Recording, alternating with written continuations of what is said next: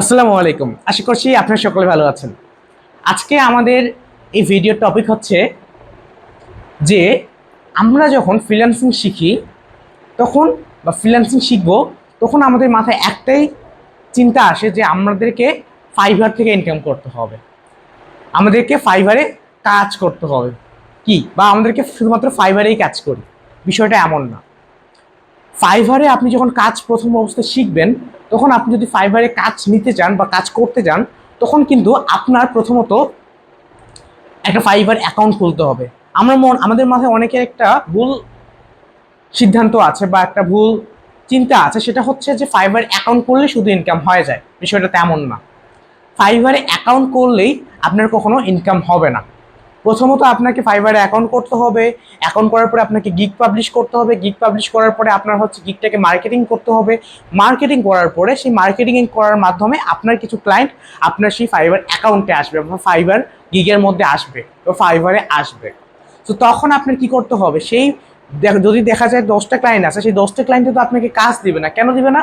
কারণ যদি আমি কোনো দোকান ধরি বা কোনো প্রোডাক্ট যদি সেল করেন আপনি, সেক্ষেত্রে যদি আপনার কাছে কি 10জন সেই প্রোডাক্টটাকে ভিজিট করে বা 10জন যদি সেই প্রোডাক্টের কাছে আসে, দেখবেন সেখান থেকে 2 থেকে 5জন সেই প্রোডাক্টটাকে কিনে, বাকি সবাই কিন্তু কিনে না। ঠিক সেমটা কিন্তু ফাইবারের ক্ষেত্রেও।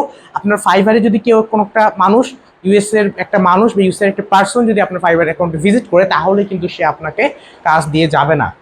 অবশ্যই আপনার কোয়ালিফিকেশন থাকতে হবে, অবশ্যই আপনার অনেক কিছু থাকতে হবে, স্কিল থাকতে হবে।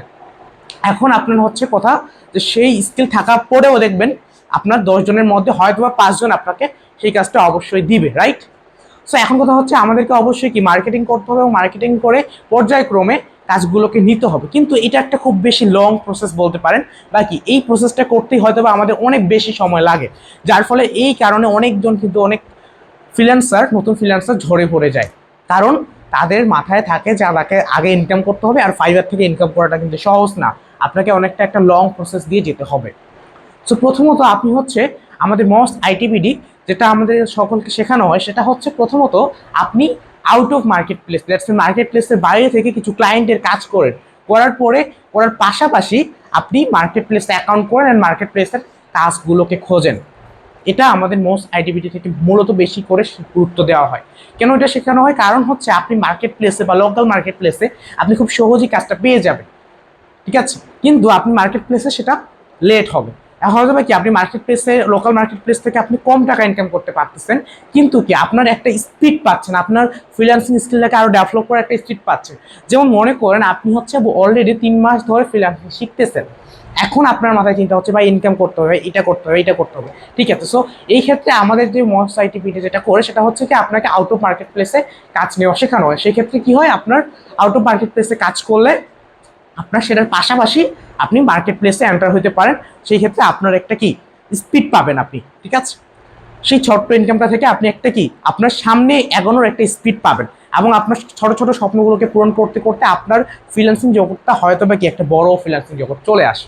সো তার জন্য আমাদের মোস্ট আইটিবিডি প্রথমত আপনাদেরকে আমাদের আউট অফ মার্কেট প্লেসে কীভাবে আপনি কাজ করবেন সেটা নিয়ে শেখানো হয়।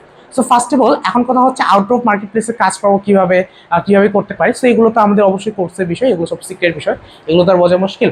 আচ্ছা, সো আপনাদের হচ্ছে আজকের ভিডিওটা আমি এখানে শেষ করছি, এবং আপনাদের গত ভিডিওতে আপনারা কিছু কোয়েশ্চেন করেছিলেন যে আমি মোহাম্মদ ফজলুর রাব্বি, আমার যে ফাইবার অ্যাকাউন্ট আছে, তো আমি ফাইবার অ্যাকাউন্ট কার নামে করেছি বা আমি কীভাবে করেছিলাম।